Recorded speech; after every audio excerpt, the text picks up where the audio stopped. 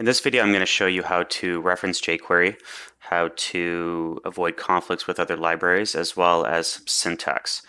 So first things first here, I'm going to paste in some HTML into my body tag.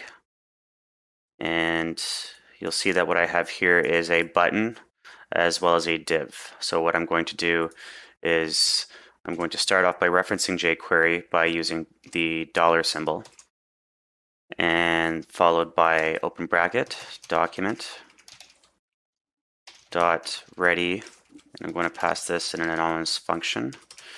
I'm just going to add a semicolon there to close that. So essentially what we've done here is we've referenced jQuery using the $ symbol, but what this can sometimes do is create a conflict with another library that uses the $ symbol as an alias. So to avoid doing that, we can declare our own alias. So I'm going to go ahead and do that by typing var, and you can name the alias essentially anything you want, but in this case I'm going to call it $Q equals jQuery no conflict.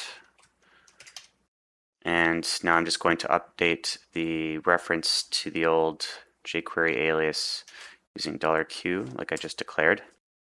So that's essentially it for avoiding conflicts. So you can see I've changed the $ symbol to $Q, which may be less susceptible to conflicting with another framework. So next, what I'm going to show you is chaining. So like I said earlier, you have a button and a div tag on the HTML page. So I'm going to reference the button,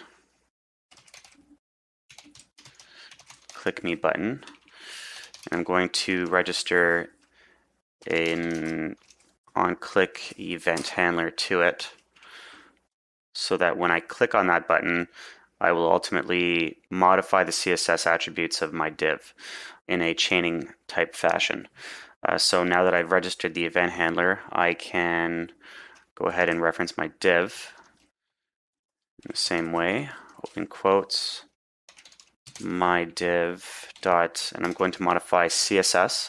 So dot CSS, open bracket, close bracket, and I'm going to modify the width property of this div, and I'm going to chain onto that another call to CSS and modify the height of that div. All right, so if all goes well, if I open this in my browser now, by right-clicking on index.html, open in browser, and then selecting Chrome here, and if I click on this button, there you have it. So today you've basically learned how to reference jQuery, avoid conflicts, and how to do function chaining.